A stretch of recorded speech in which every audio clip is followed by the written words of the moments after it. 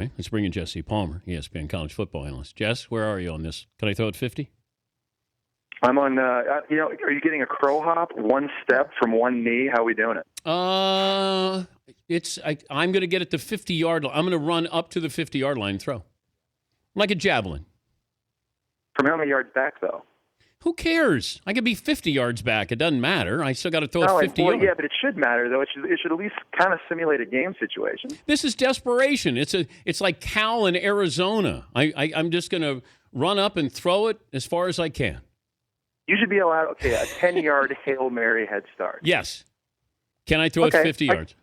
Yeah, I believe in you. I'll give it to you. All right, thanks. How far can you throw it right now? Right now, what if I said 60? Sean Payton, right now. Sean Payton said he could throw it 60. I don't believe that. He told me last week, I said, how far could you throw it right now? He said 60. And I said, so you can throw it farther than your quarterback? He goes, no, Drew can throw it 70. And I went, Drew Brees can't throw it 70 yards. I bet Drew could probably get it close to 70. So the thing is, back in the day, after practice, Kerry Collins, Jason Garrett, Sean Payton, and I would all kind of throw around and throw deep. Yeah. Sean can get it out there. I just don't. 60's a lot. Yeah. Best arm you ever saw. Who threw it the furthest? Oh. Jamarcus Russell. He might have thrown it 85. Standing still. 85. It's just remarkable. Crazy. I remember I once saw Michael Vick also in a game probably throw it close to 75 on the opposite hash. I thought Randall Cunningham had one of the great arms of all time. That's a great play. Although I've never seen him in person do it, but that's a great call. All right, a couple of things to dive into here. First of all, let me start with Jameis Winston. How does he get on the field in full pads where Jimbo Fisher is surprised when he turns around to see his quarterback, who's been suspended, in full pads? Yeah, it shocked me. I remember, we were kind of in the booth calling our game, and then we kind of had that game off on the side, and I was watching it, and I for a second I thought there was a mistake. Like I thought maybe at the last second Jimbo Fisher changed his mind. He was maybe going to reduce the the penalty and kind of maybe let him get in the game, and then you see some there's kind of not an altercation, but there's obviously a conversation on the sideline. Jimbo Fisher kind of had this look of disbelief on his face. And I don't know if Jameis Winston was doing that to try and maybe motivate his teammates, like, hey, I'm here for you, maybe less in body but more in spirit. I'm just going to go ahead and put these pads on, just show you guys that I want to play. It really shocked me. It was incredible. And the worst part was it looked to me like Jameis Winston was surprised when he found out he had to go back in and take his pads off. It's like when a kid wants to get dressed up as a superhero and then his parents make him go take off the superhero outfit, and then he sort of is surprised, disappointed, pouting. Yeah, it's this whole thing. I know a lot's been kind of talked about it. It just, with respect to his maturity level at times, it's so surprising because I know you've talked to him and I've been around him, and I think the coaching staff, anybody you talk to that kind of knows him a little bit, he's really intelligent. Like he's a bright guy. He's very, very book smart, but you can't always equate intelligence to maturity. And I think that's, for all the things that have happened off the field and sometimes on the field over the last year and a half, it to us, I think to outsiders, you look at that and you say, God, that's just so shocking. How can someone so intelligent make some of the decisions he makes? But again, I guess emotional intelligence and maturity, I think, is something that's still lacking. It's something that he has to continue to grow up in. But I'll say this, from a standpoint of that team, that was pretty impressive as a team, being able to win that game, even a game that they easily could have lost on several occasions. That definitely was impressive. He's Jesse Palmer from the Mothership joining us, Dan Patrick Show. Here's the other item we had today. Matt Millen, during the BYU-Virginia game, said that Taysom Hill, the BYU quarterback, is better than Tim Tebow at this point in his college career. I think Taysom Hill is a better thrower at this point in his career. I had a chance to watch them play against Houston. We called their game about a week ago. He's big like Tim. He's probably about 6'2". He's legitimately 235 pounds. And he's a freak show. And he's a much faster runner, I think, than Tim Tebow was. He's a more sudden athlete. I think Tim Tebow obviously was a great runner and kind of between the tackle guy and the power run game, and you pull backside guards, and certainly that's kind of where Tim excelled. I think Taysom's the kind of guy, though, that can take it to the house. I mean, from a distance. So if he gets outside, he's got great open field moves.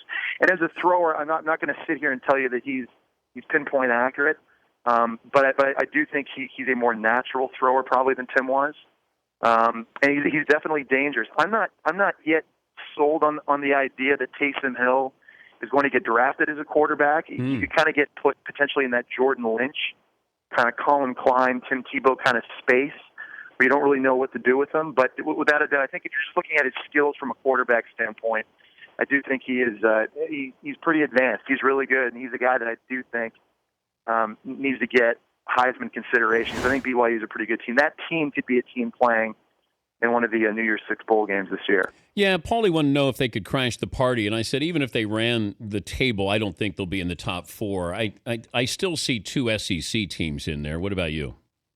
Yeah, the SEC West is the ninth best division in the NFL right now. I mean, to me, it's deeper than it's been in a long time. I think Texas A&M was an afterthought to a lot of people, and obviously, to me, still that win against South Carolina Week 1 was kind of the statement win of the year, because we're finding out right now that South Carolina really isn't that bad of a team.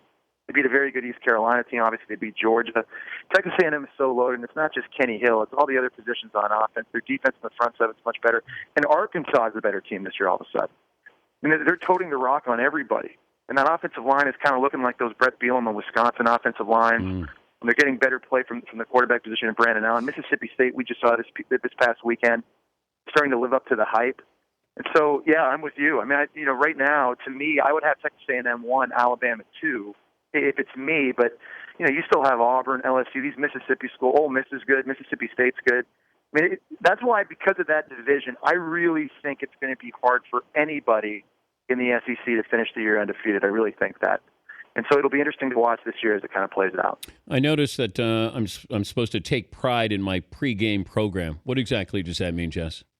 Yes, you should, Dan. And so should men all across America. I've got this partnership right now and this plan with Unilever Men, urging guys across the country to take pride in their pregame routine, especially when it comes to grooming. As I know as a player, and obviously, as you say, working for the mothership, whether it's going into studio or it's getting ready to call games, taking pride in my pregame grooming routine. I use a lot of their products, such as Degree Men Antiperspirant, Dove Men Plus Care Body Wash. They have Axe products.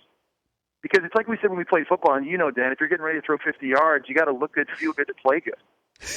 I think that's one thing these products that Unilever Men has, I think, allows men to do that, to step up to the moments when the pressure's on, the light's on, like throwing a football 50 yards and proving to the Dinettes that can actually happen. It's important. Who has more product in their hair, you or Kirk Herbstreit?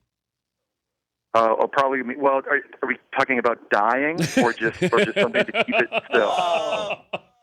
Have you? Because I definitely have. Listen, I mean, my hair hasn't moved in 20 years. Have you dyed your hair? But we have different. Maybe we use different products. Is all I'll say. That's an accusatory. That's like performance enhancing. So PEDs, performance enhancing dye. We can get it. Oh man, you just called a shot there with Herbstreit. Who was the better college quarterback, you or Herbstreit?